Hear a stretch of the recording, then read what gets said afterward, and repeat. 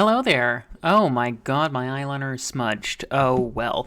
I hope y'all are doing okay. Today we've got the very first episode of Girltok with Sally Graves, in which I talk to some of my online friends, my in-person friends, my imaginary friends, although their and my schedule will never match up. It's ridiculous. I think they're trying to avoid me, which is unfortunate because they live up here and I always know where to find them. Anyway, today... On a little less insane note, today I was able to speak with my friend Iris Graves. No relation. I don't think either of us are actually named Graves in real life. Mine is a stage name. We had a lovely conversation about gender, about our hatred for sport. No, I'm kidding. We just had lots of wonderful talking points, and I'm really glad that I got to speak to her. And without further ado, let's go into this lovely chat with my dear sister, Iris Graves. I hope you enjoy it. And hey, if you're mutuals with me or you want to be on this podcast just so that we can chat, that's pretty much it. It's very free form, it's very loose, it's very fun. And here we go. She's Iris, she's on the Girltok show. Oh, I love it. Yes. Wrote it just for you. Are we live now? We are recording, yes. Alright. Awesome. Well, thank you. That's lovely. I'm so glad to be on the show. Oh, thank you for being our first guest. I couldn't think of anyone better. You're so sweet. Oh, stop. I'm really the devil. Although the devil can be sweet. Yeah. Oh, my goodness.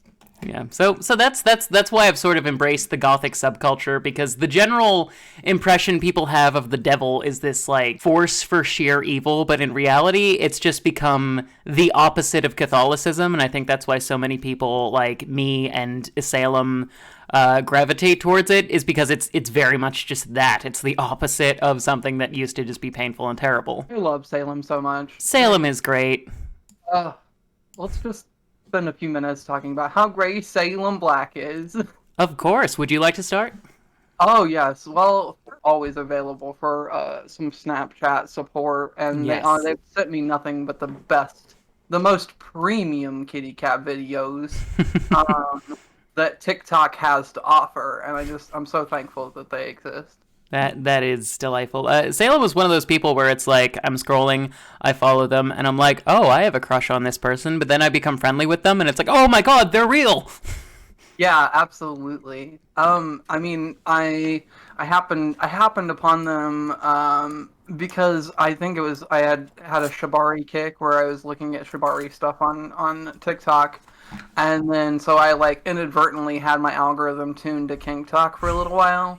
They came up, I followed them, and turns out they were already following me. So It's wonderful when that happens. I think a similar thing happened with you, where basically I do what I refer to as drive-by support.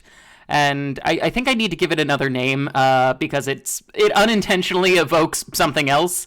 But like the idea is just it's these quick little flashes of like you're doing wonderful, or like or it's like the case with you where like you were doing makeup. I'm like, this looks fantastic, and then I'm like, oh, I didn't know friendship would start from this. when I was cruising and I found you, it was like, oh gosh, same last name on our account, and also a trans woman. This is destiny. I have Yes. to befriend this person. She is my tribe. But yeah, I totally get it. Like I have people out there that like I haven't followed yet, but like they'll consistently keep coming up on my For You page, and it's like TikTok's like, hey, we think you might be buddies.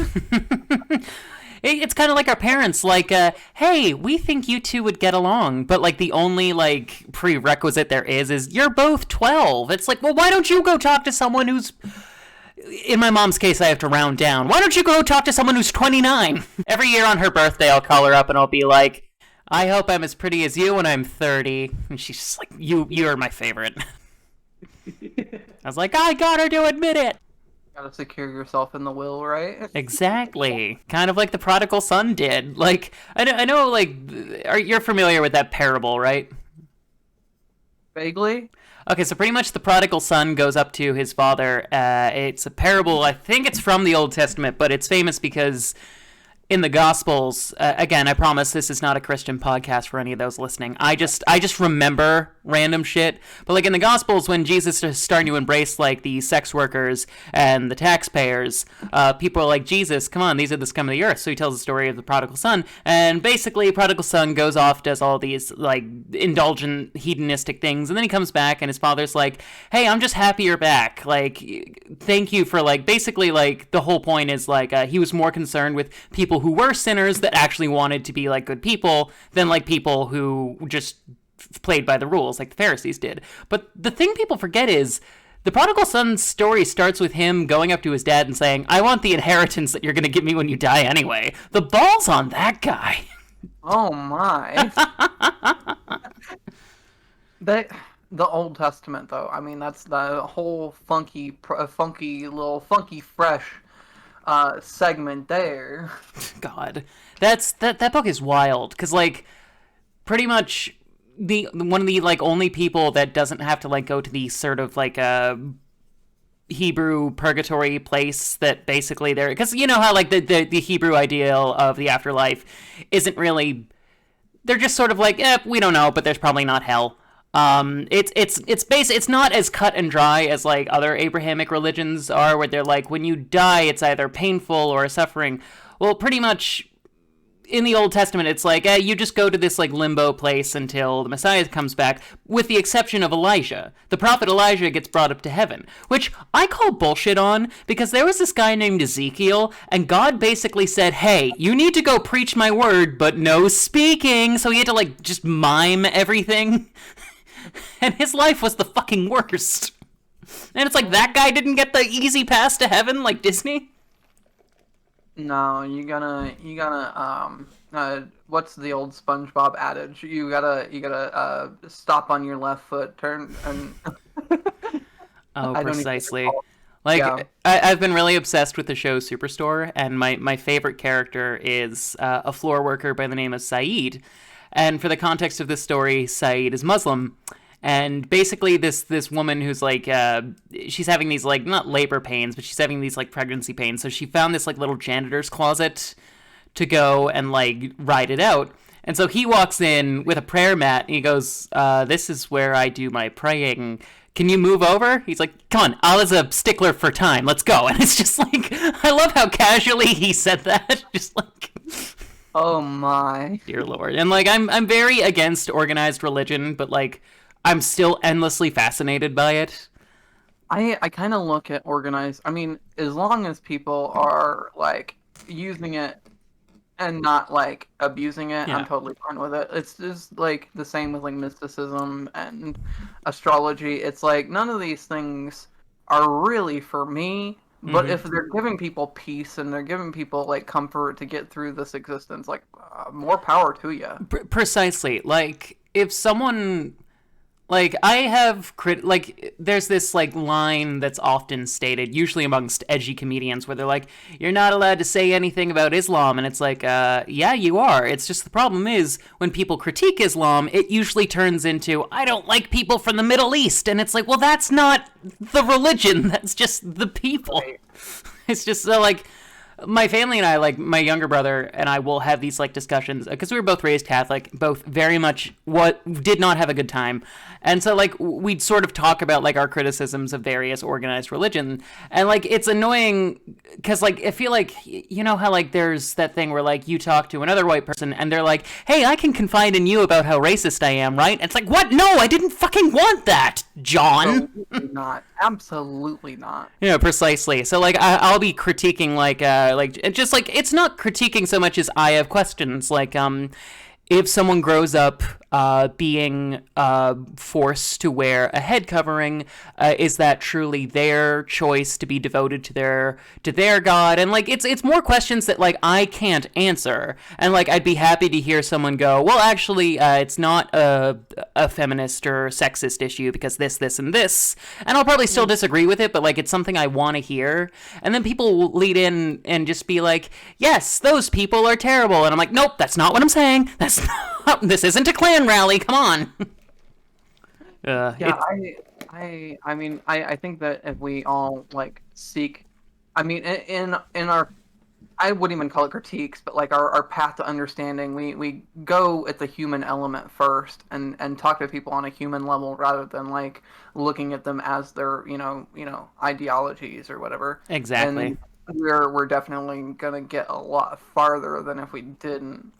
Like, But yeah. like I had my earlier days, like I had my edgy early 20 teenage years, Yep. where I was like the edgelord atheist owning the Christians on like Yahoo Messenger chat rooms or whatever.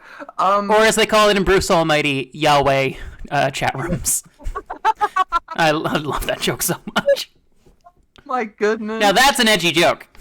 you're a peach, Sally. Oh, still up. But I mean, you grow up and then you just, I mean, hopefully you grow up and then you Yeah, realize that, like, no, well, it doesn't really matter if it's got evidence behind it or whatever. As long as they're shoving it down people's throats, like, let people believe whatever they want. precisely. And it's like, I Unless it's forget what I about was gonna say. vaccines. Then I want Oh, to fight. vaccine. Exactly. Like, just like I'll find like people will have like. Actually, I just introduced my brother to a show, and now the name of the show is probably gonna sound like it's the worst thing ever, but it's called The Young Pope, in which Jude Law becomes Pope, and like he's only like 40 something. So like in this fictional world, it's like unheard of, and you think, oh, young Pope, he'll bring the church in this like very like liberal, accepting. Nope, he's the most conservative person ever, and like basically.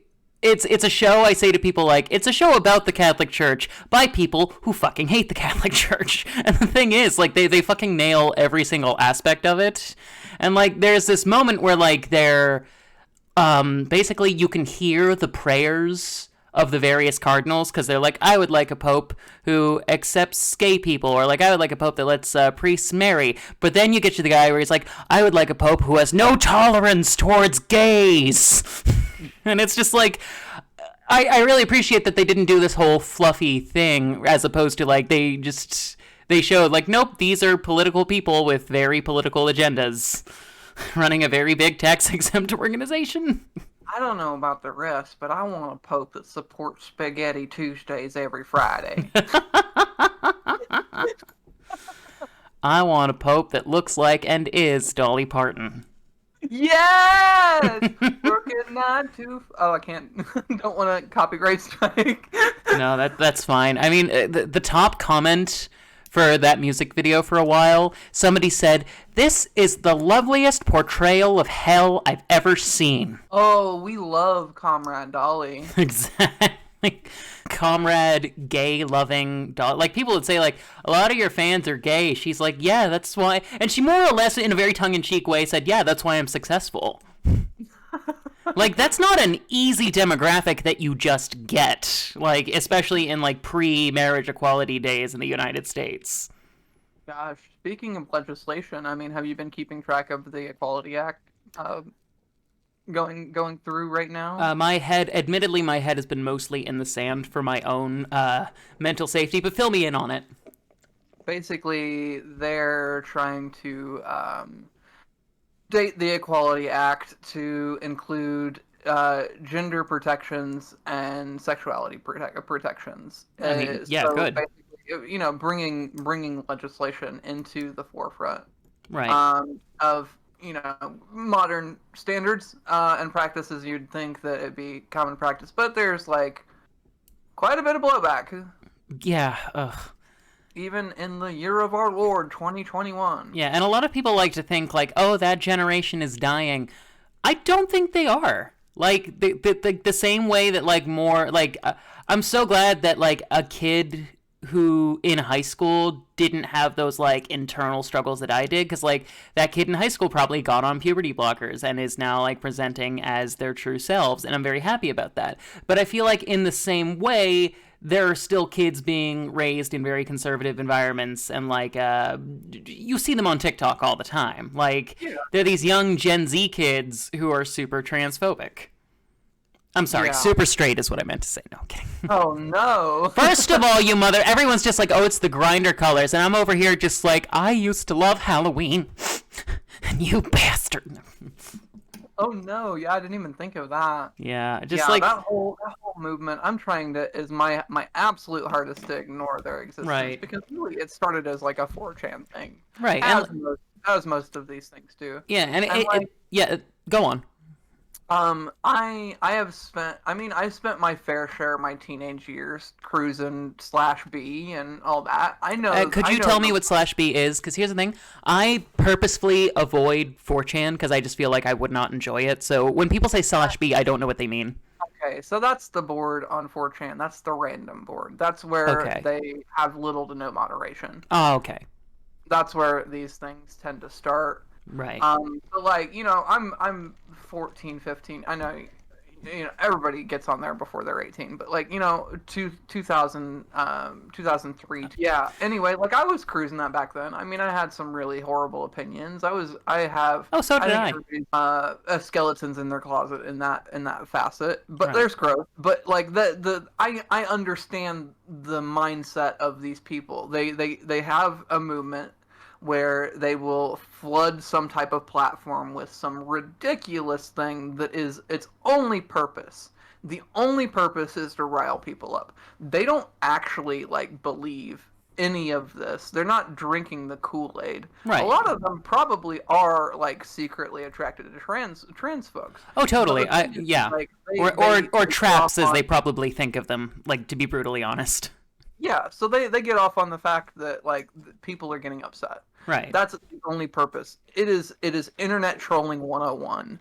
And like to see all these people like falling for it and Yeah. making these videos where they're so upset, and it's just please just chill out. Like you're feeding the trolls. Yeah, and Stop like, feeding them. as entertained as I am by content makers like Demon Mama and Vosh, I'm also over here like, yes, you're speaking very well. You're making excellent points, but at the same time, why do you want to talk to these people? Like, I feel like people want to get, like, the only person I have actual gender debates with is a friend of mine from work, and he didn't just start asking me my opinion on trans athletes the day I started working. And when he did, he asked me what my take was on the whole thing. And because I knew him very well, I said, I don't know. Because, like, I don't know. Here's the thing. I don't know dick about women's sports, and neither do men who pretend that, like, Yeah. trans women in, like, the locker room is, like, the next big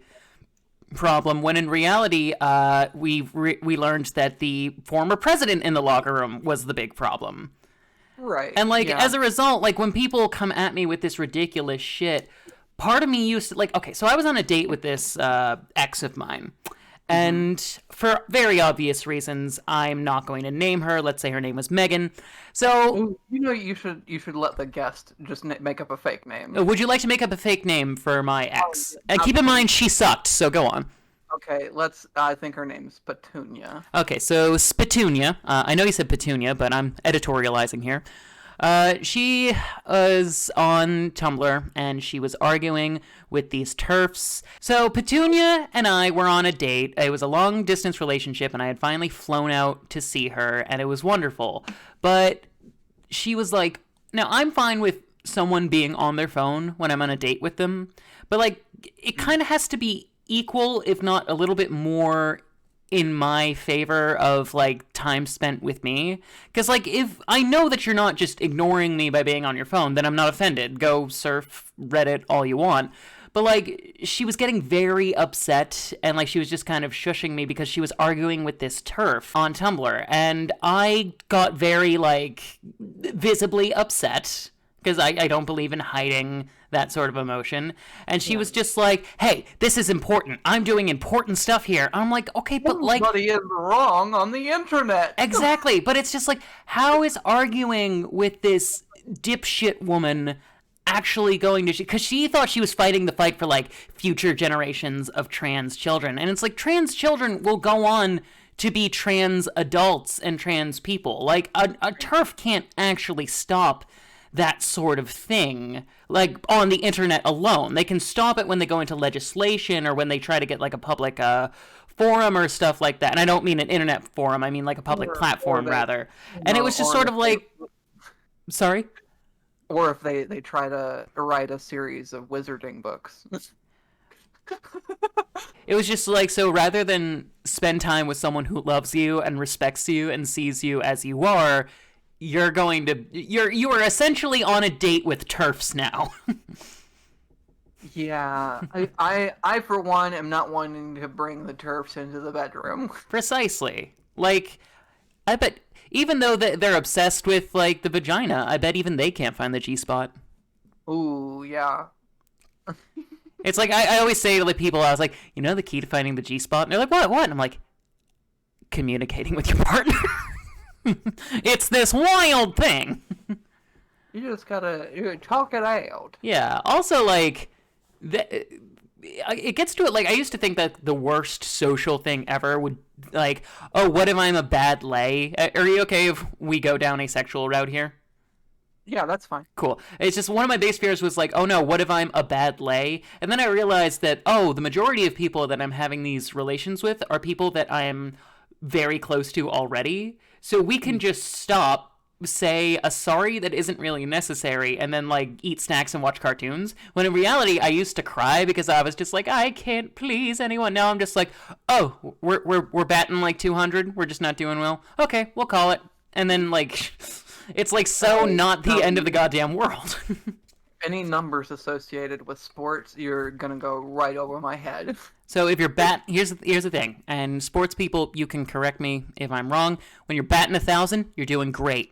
When you're batting 200, you're not doing very good at all. It has something to do with your batting average. Here's the thing. Another thing is like I have similar feelings about sports that I do about organized religion, which is I'm kind of annoyed by it, but also very fascinated. Like I'm endlessly interested by the fact that like the Kansas City Chiefs' quarterback is younger than I am, and I'm just like, this is incredible, and like, wow, he beat like the Patriots and this and that, and it's just like that I'm endlessly fascinated by.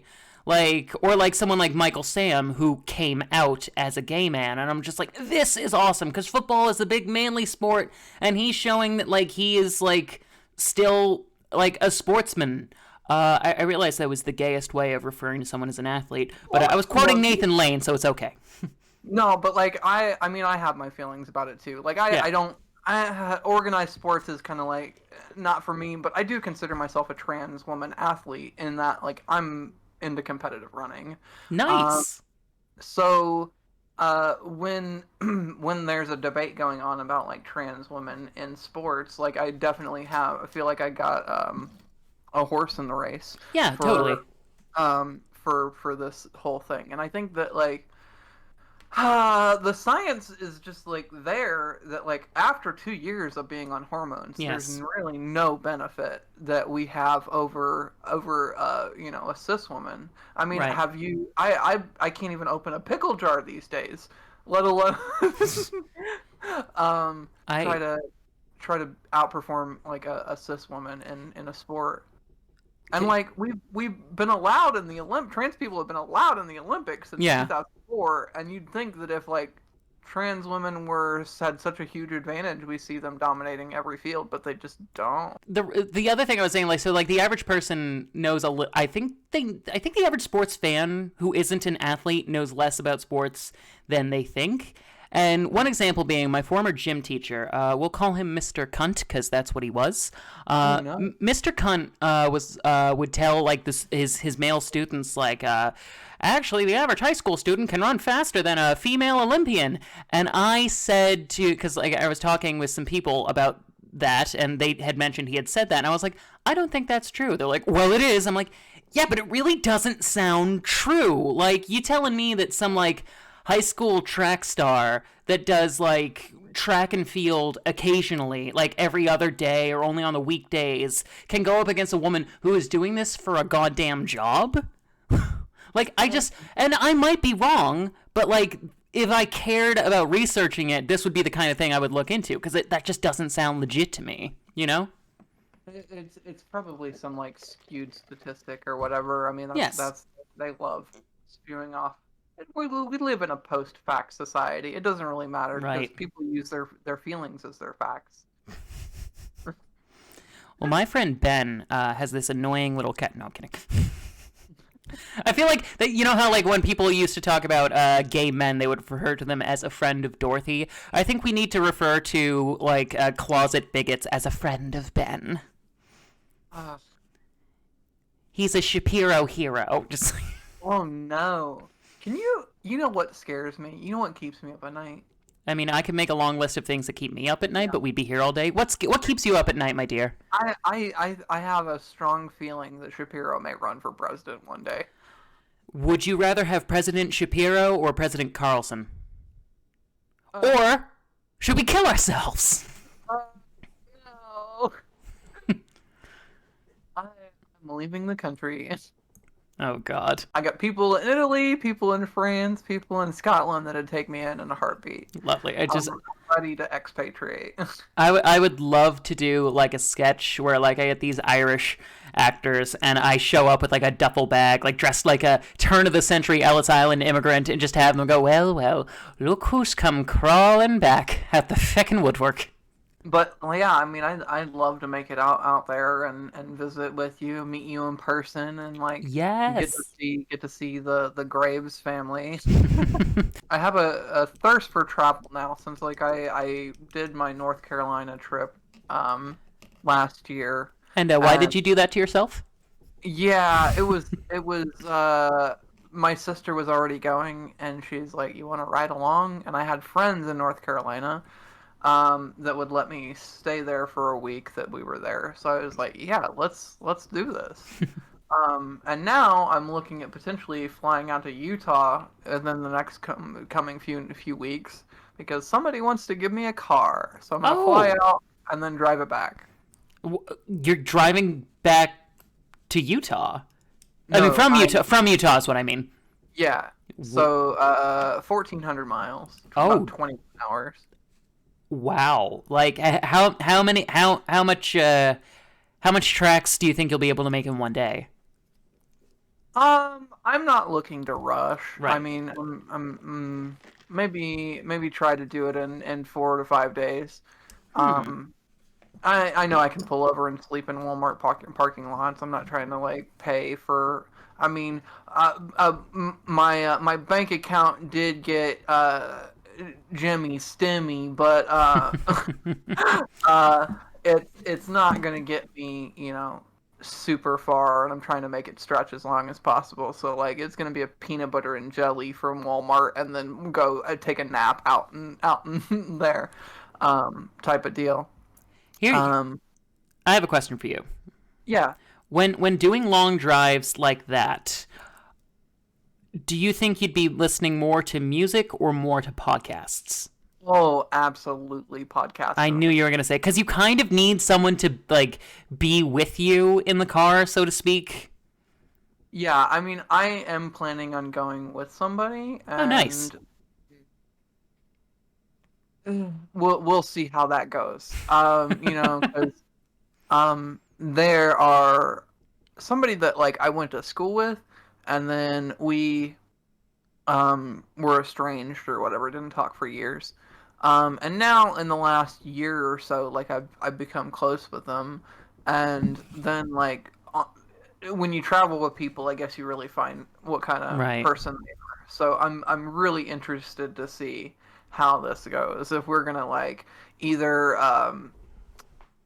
end up wanting to kill each other or just end up making out the whole time. we'll, Hooray! we'll Nothing's see. better than meeting up with someone post transition and then, yay, romance! Yeah, who knows? Um, I mean, then again, there are always I'm, those friends that will make out with you out of boredom. The old where term. are they? Well, her name is Sally, and she Oh, rhymes. She is a phrase that rhymes with a total butt. Well, I am a total butt, but I was aiming for slut. yeah. Like, Well, I'm up for anything. lovely. I mean, it's funny. You can say that you're up for anything, and you can also say that you're down for anything. Yeah. Yeah, I don't mean to turn this into a Jerry Seinfeld bit, but like, I will admit I did not watch a whole bunch of Seinfeld just because like I've never been a sitcom type of person. right. It's never been my cup of tea. I mean, But yeah. yeah. I mean, when I was a kid, I would want to watch like whatever And when I say adult, I don't mean pornographic, but like adult programming that was on. Like if the movie Troy was on, like my family would be like, oh, let's watch something else. What we were watching was very heavily policed, and I was like, when I was a kid, I was like, I'm gonna watch all the rated R movies I can. Now people are like, hey, have you seen the Duct Tape show? And I'll be like, is it animated? And they're like, no. I'm like, well, then I'm not fucking interested. Like, if it's not a goddamn cartoon, I'm probably not going to pay much attention to it. I have a hard time getting through anything these days. I've got like a long to watch list, and I just don't bring myself to sit down and watch anything. I'm always just like on TikTok or YouTube, And and or listening to a podcast. That's my entertainment these days. no, I totally understand that. In fact, right now I'm being glared at by the books that I've bought and have not read. Let's see, there is Upton Sinclair's The Jungle, a big fat biography about Keith Moon, William S. Burroughs' Naked Lunch. But you know what? That guy can chill. He shot his wife. Yeah. Oh God! When I was in a psychiatric institution, a famous one, it was actually called McLean, which housed such rousing success stories as Sylvia Plath and David Foster Wallace. Don't Google them. And guess what I went into the hospital for? Suicidal ideation. Oh my goodness. It's a musical I'm working on. No one wants to give me any money for it. No, okay, but like, the reason I bring this up is I was walking through, and pretty much I have a theory about psychiatric institutions. They're necessary, and sometimes they can be very helpful, but sometimes I just feel like their end game. Is it okay that I'm talking about this? It's not triggering or anything? Absolutely. Okay, cool. Because I'm a very open book with my mental illness. Like, when I got out of the psychiatric institution, because like it was during my family reunion, and it was the side of the family that like I'm very close to and I'm very open with, and I told them, I was like, look, I don't mean to bum you out or anything, but I was in the psychiatric institution because I was suicidal, and I told them, I want to tell you all this so that when you feel the same way, you can go get help and not feel embarrassed. And then my cousin opened up to me about things that were going on with her side of the family that I didn't really know about, and it was a good conversation. But the reason I bring this up is, so pretty much my theory about certain psychiatric institutions is, part of it is they want you to get so bored that you're like, ugh, I won't kill myself if it gets me out of here. And so like I was walking through, and like there was this small like Israeli kid sitting on an armchair in the corner reading Philip Roth, and I jokingly said to him, I was like, so Philip Roth, and he went, yeah. I was like, you not like women very much? And he kind of giggled, and he was like, he did not like women. Just like like he wasn't supporting it. He was just, this one does not like women. I've personally been in a couple psychiatric units, and it just like, I think more so than that, like they want to keep you bored, is like they're just so lacking funding that it's Right. I mean, they're barely holding themselves together, which is just a crying shame. I mean, we need to absolutely revolutionize the way that we look at mental health, and the way that we fund it, and the way, I mean, that can be said across the board for any healthcare, but I feel like mental health is especially ignored in this country. That was the theme of the Joker. Yeah. Yeah, like I remember I was talking to my little brother, and I say little brother, he is a grown up, but he just happens to be younger than I am. And I was talking to him, and this isn't any this isn't a criticism of him. Sometimes we say things that are tone deaf and we don't know how they sound. He goes, I thought it was awesome. He said it made me so scared of mentally ill people, and I was like, I don't mean to scare you, brother dear. Ooh. And then I explained to him, he goes, oh, I see. He's like, that's not what I meant. I was like, no, I get you, of course. Yeah, I remember watching that movie, and I'm just like, this is really uncomfy. I am so uncomfy watching this. I don't think I'll be revisiting it. Do you mind me asking what made you uncomfy about it? Hit too close to home. Okay. Yeah, I think that like me personally and other people in my family have dealt with mental illness, and it was just like, yeah, this is just a little too on the nose for me. I mean, to make things a little lighter, did you see the version where someone dubbed it and it was Winnie the Pooh interviewing Tigger? No. But Robert De Niro was Winnie the Pooh and Joaquin Phoenix was Tigger? Oh my goodness. It's great, and they actually showed it to the actor Bill Farmer, who has been doing the voice of Goofy for like 30, 40 years. He's still alive, still working, and he thought it was great. Famously, someone was doing impressions of Disney characters, and Walt Disney himself fired that guy. Because like he was doing these crude little like sexual innuendos, wearing like Mickey's voice, and Walt Disney fired him. Ugh. Yeah, and then he showed Nazis around the studio, so it's good to know he's a man of morals. Yeah, absolutely. Good old Walt. Yeah, and people are like, oh my god, Walt Disney was an anti-Semite. He was an anti-Semite. He was an anti-Semite. I was like, he was a wasp from America from the Great Depression. Who wasn't an anti-Semite back then? Yeah. It really wasn't a small statistic, sadly. Oh, unfortunately. Yeah. But, like, people were just like, oh, he didn't hate Jewish people. He just showed Nazis around the studio. I'm like, oh, why didn't you say so? Oh, yeah. Context is everything.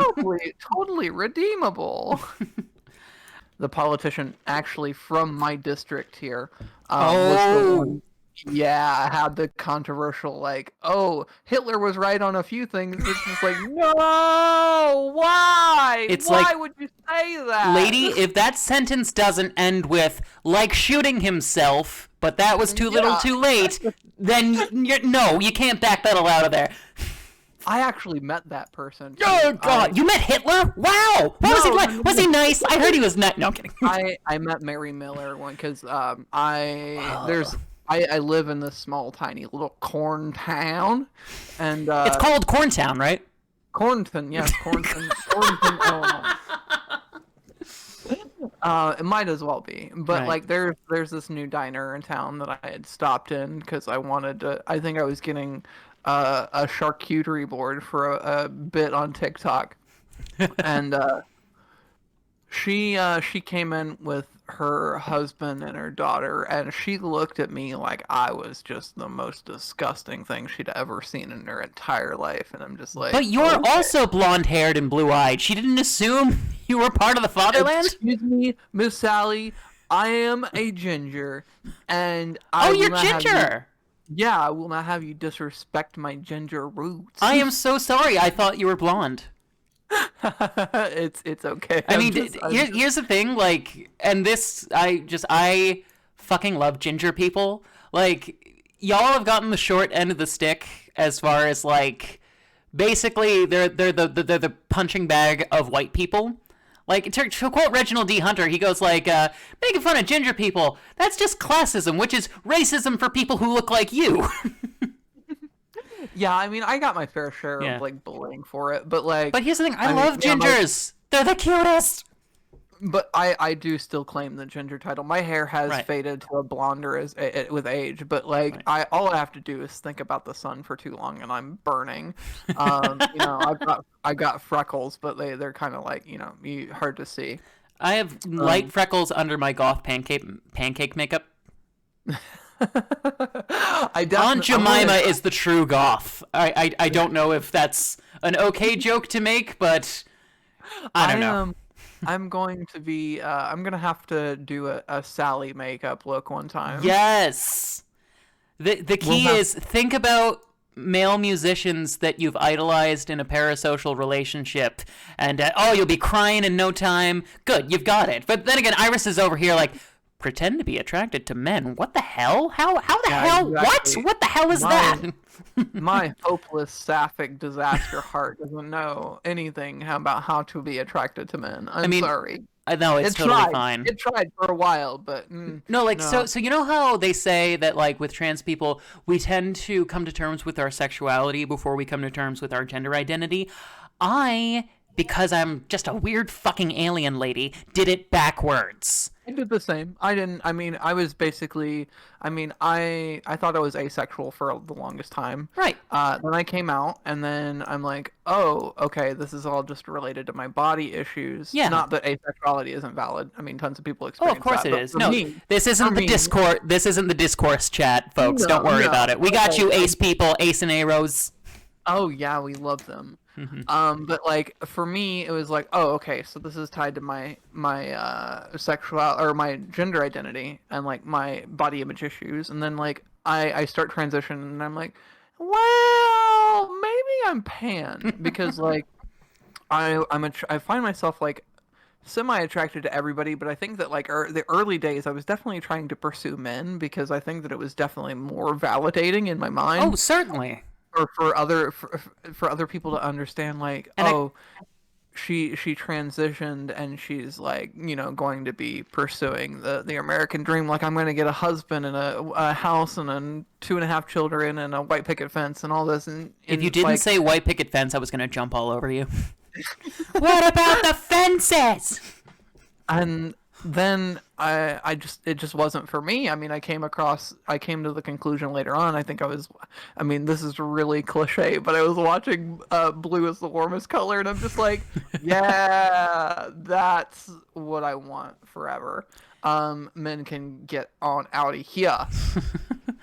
Uh, And like I had always known that like had a stronger attraction to women, but it was just right. like, let's just pursue men Yeah. because it's easier for people to understand. But like then I just stopped giving even the slightest bit of a shit about what anybody thinks Yeah. about me. So yeah, I'm right there with you. I'm backwards in gender to I sexuality. remember I was talking to you about that because I felt like a you know the term race traitor and class traitor. I'm using a term that I mean in a more jokey way than those two large loaded terms. I felt like a gender traitor because like I was talking to my therapist. I'm just like I've been calling myself a lesbian like for years because like I had come out.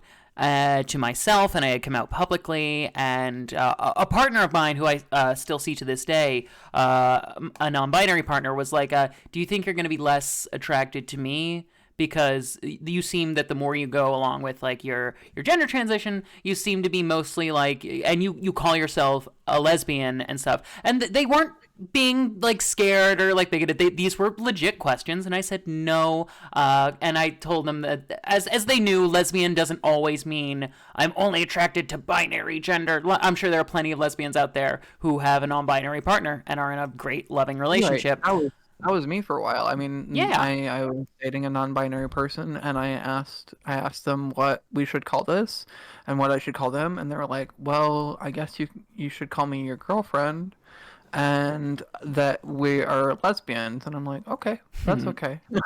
I'm fine with this. Yeah. I'm just happy to be a girlfriend. That's what I'm Right. happy Isn't it about." great?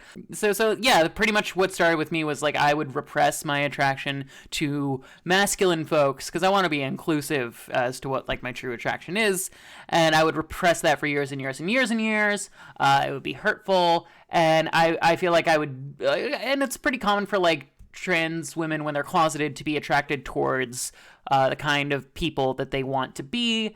Mhm. It's not gymnastics for psychology as to why that happens.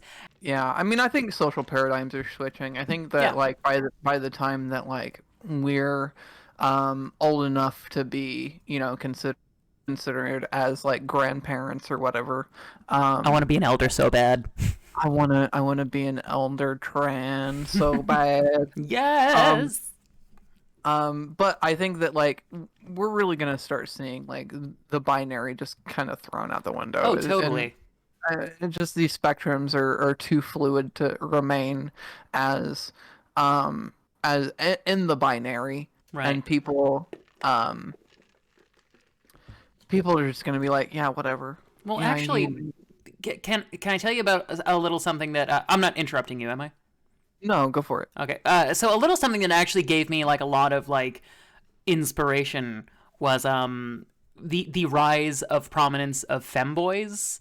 Now, this was a Mhm. thing that happened after I had come out, and I got kind of upset because I felt like there was this acceptance of femboys that there wasn't for trans women. Now, that's not an opinion I hold now, for those who are listening.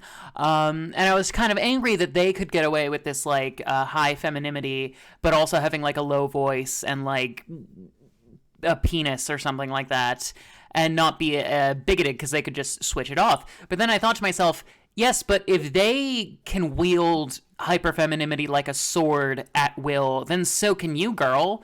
So like it was just sort of like it was interesting that like some gender euphoria I found actually came from some men, and I'm like, fuck it, if a guy can be feminine, I can be more feminine, and just like obviously not in a contest way, but like it was very appreciative where it's like, hey, the rules are changing, like to quote Yeah. The Office, something, gender, there are no rules anymore. And I know that was written as a sort of, haha, look at these feminine men. But, like, I'm just sort of like, no, there aren't rules. And every time I see that episode, it makes me giggle. Oh, we're us millennials with our office references. Precisely. But, like, do you get, Um, do you get what I'm, do you see oh what I'm yeah, getting at? absolutely, Yeah. yeah. I just think that like, yeah, I want to see more people use gender expression in more diverse ways. So like, people out here like, I want women or cis women or whatever feminine folks to be able to shave their heads. Men or masculine folks wear whatever you want, paint your nails, do makeup, do whatever you want. Like we're literally just sentient apes on a rock on in the infinite. Like nothing really matters. We're just winging it. Do whatever. Be gay. Do crime. I actually started this like so I have, even though I have transitioned and have like embraced like a lot of like my feminine qualities, I still have very crippling gender dysphoria. It doesn't go away, but it also doesn't rule your life every single day. Is what I've discovered. And like, Interesting question when you get through this. sure, and pretty much the way I've started living with it is sort of like so like it's hard to avoid negative thoughts because they're just in your head and like they are intrinsically you, but like I've started thinking in such a way where it's like if a person came up and said these things to me, I would not entertain them and I would not like allow them to be like in my fucking presence. So like why would I entertain my own thoughts where this kind of thing happens? And go on, what is your question? My question is based around how you phrased that. You said you have transition. Do you consider your transition to be in behind you, or do you think that like it's an active thing that's What I continuing? meant to say was I had started and am still going on.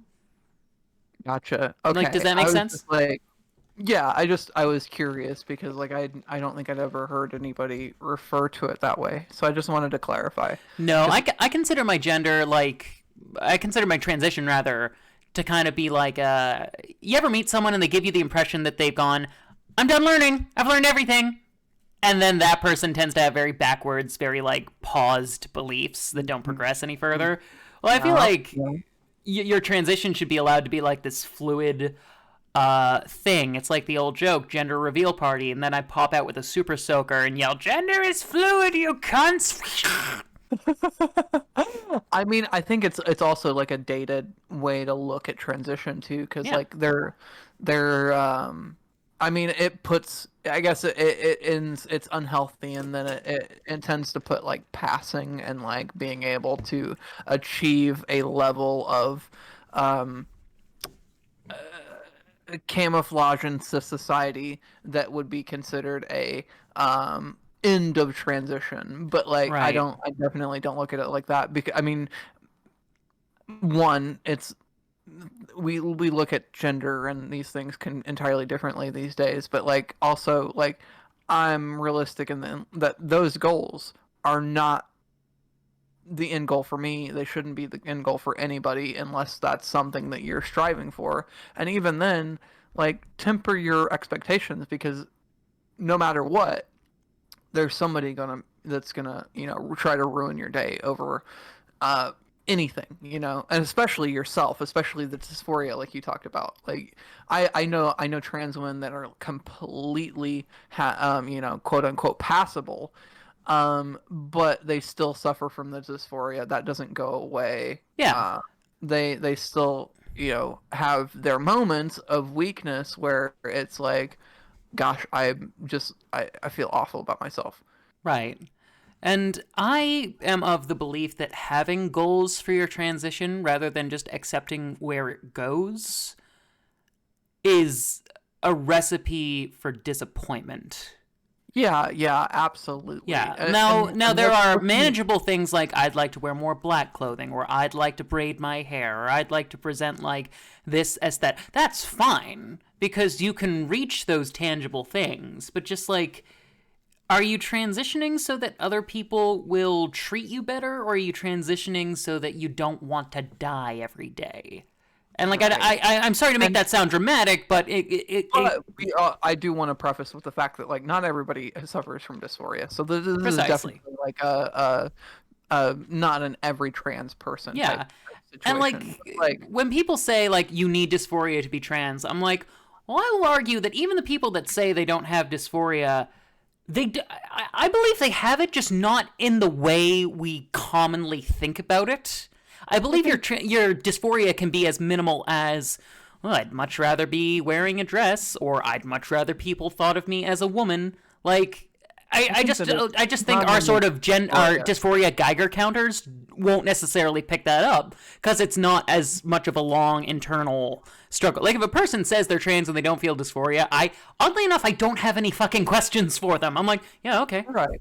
I mean, I'm totally fine with that. I just think that you have to look at it as a two-sided coin. And not only is there a dysphoria factor that not everybody experiences, but I think that there's a euphoria factor as well. I think if people feel euphoric presenting in a different gender, then that is enough. I think that's enough to be considered trans. I'm welcoming them with open arms, you know? Right. Like, I don't have many rules for people to transition, to be quite honest. I really, yeah, I mean, I don't have any rules as far as that goes that I can think It's like, what of. is this, Monopoly? I just. Well, there's enough splintering in groups and gatekeeping that it's already hard enough. Like which it's so prevalent for there to be infighting in trans spaces because of this like uh, debate around what constitutes as trans enough. And I think that Yeah, all it takes is if you feel like you're trans, if you feel like you identify as something other than your gender assigned at birth, you are trans. That's precisely. all it takes for me. You don't need a diagnosis of gender dysphoria. That's outdated Oh, and exactly. Yeah. antiquated thinking. It's just like me getting on estrogen. It took signatures, it took such and such. Now, I get it. If you're going to get medicine, your medical professional needs to write off this is why this person gets medicine. It sucks, but it's the rules that they put up, and unfortunately sometimes you got to play by them. But like also, like, what am I gonna do with that estrogen that you think is like a total advantage? It's not like I'm like, hey, I stole all this Adderall and now my brain is like the dude from Limitless. Also, Well, I mean, I'd like to shoot down a common misconception. People are like, imagine how powerful you could be if you use all of your brain. You do use all of your brain. Like, the whole organ gets used every day. Like, you use 100% of it. yeah, that's a common misconception. Yeah, I hate that But so like much. also, like I think that it should be made as easy as possible. I mean, Totally. just for reference. I mean, I'm here in America. I'm in one of the most progressive states in the country as far as trans rights. I went into a Planned Parenthood. I spoke with a social worker. I signed informed consent papers. I had my blood drawn. I talked to an endocrinologist, and I had my prescription in 3 days. Yeah, There are people in Scotland, like over. I have friends in Scotland who waited 3 years before they even were able to see the get their first appointment to talk about getting HRT. And at that point, they right. have to prove that they're trans enough Mm-hmm. to to receive this treatment. That's just like a disgusting way to look at And things. it That is harkens not back. Sorry, continue. no, go for it. Well, I was going to say it harkens back to like take Wendy Carlos for example, who was started her transition when she was relatively young, and it was believed that one of the reasons she got the okay to start transitioning was because, and I feel dirty saying this, she passed. Like, and that was sadly the criteria they used, and they didn't mean to be transphobic in doing that, but it really super was. Because, like, it was this whole idea of, like, oh, we want this practice to seem legitimate and competent, but it's just like, but like, you're essentially going only the pretty ones, and it's just like that's not helping. No. And I get that opinions have changed since then. Like back then, they used to call them transsexual candidates. Like I know I'm just quoting Pose, Right. but like that was the language back then. And then like someone like Eddie Izzard would get like yelled at because like Eddie Izzard still uses the term transvestite. She's just started going by she her pronouns.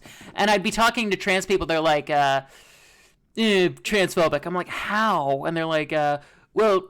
And then they'd go on to misgender her and say like, well, she's using the term transvestite. I'm like, well, yeah, that's her term. She grabbed it and said, this is mine. And like at the time, it was what described her the best, because at the time she was identifying as like a bloke that likes to put on girls' clothing. And there's the way that people define themselves. I mean, it's none of my business. I mean, it may. All right, Kermit. Make me feel a little bit weird, like, it's just Right. like, especially when things like its pronouns, Yeah. like that's I have opinions on that. I've been called it so many times Yeah. by people in a derogatory way. It's just, I know you're trying to reclaim that. That's fine. I can't. I mean, I will respect your pronouns. I can't ever imagine calling myself it. And like when I'm off mic, I'll use the T slur only referring to myself.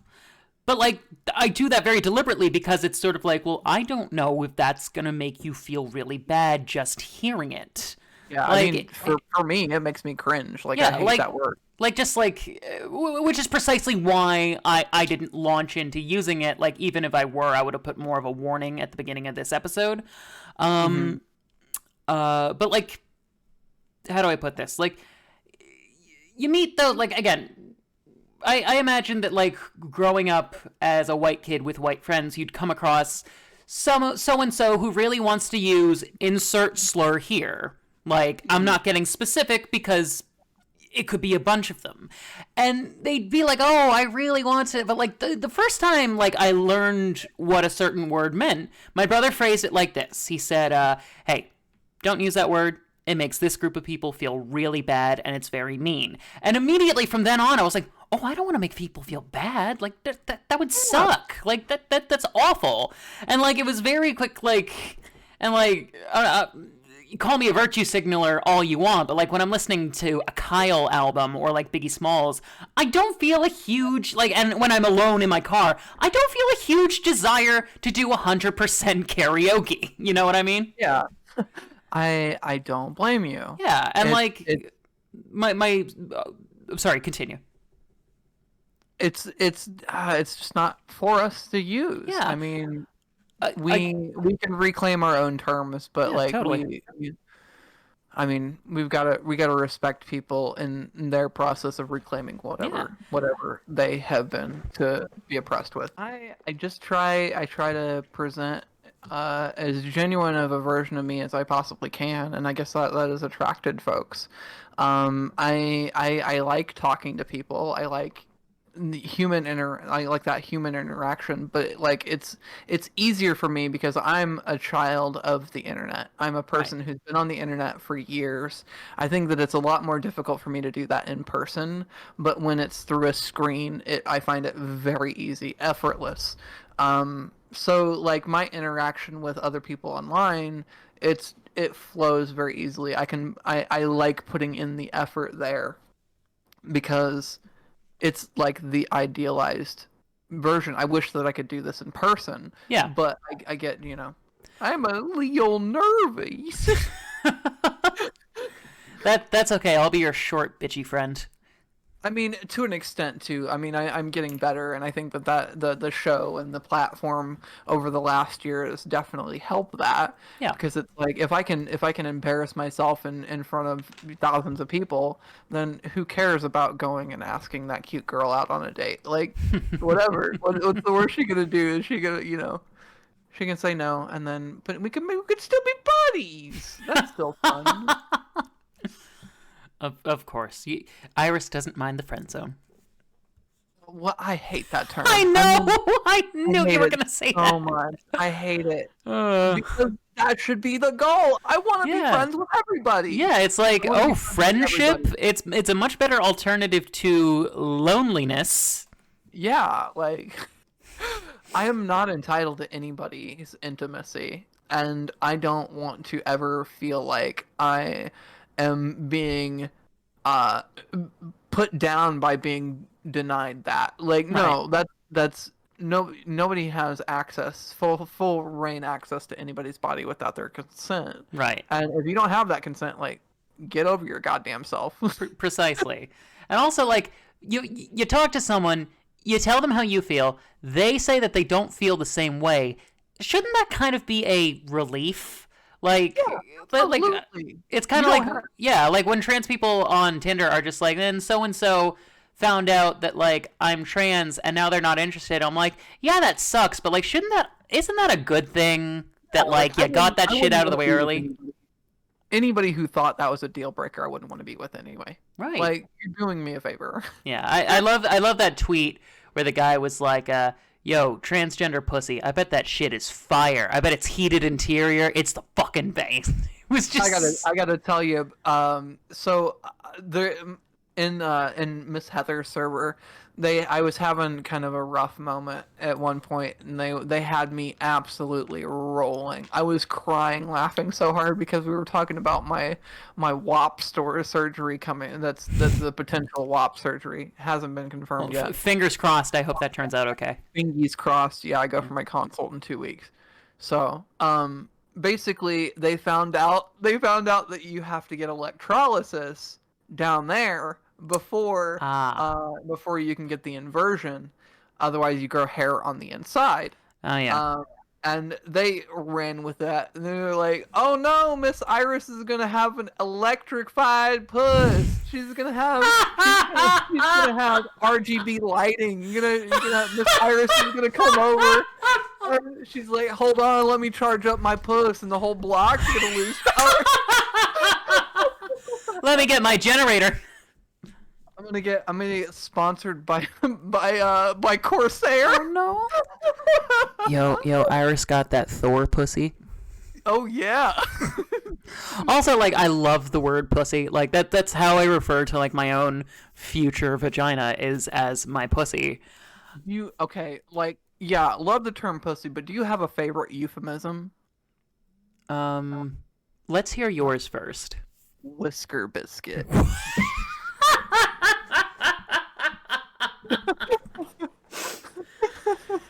Care for a snack? I call it biscuit because if you nibble it right, here comes the tea. Oh my god, someone needs to shoot me. Oh God, dude. Shoot me non-lethally at first so that I remember what I did. Oh, how did Iris die? We were talking about vaginas, and I'm just so funny. Oh my God. I'm actually tearing up here, Sally. Uh, Tissue. I'm too cheap for tissue brand. I gotta use toilet paper. she don't use tissues or sleep when we talk about pussy. I didn't mean to make that sound like a choir girl when I was singing it, but it did, and I'm going to roll with it. So I think this is where I'm going to wrap things up.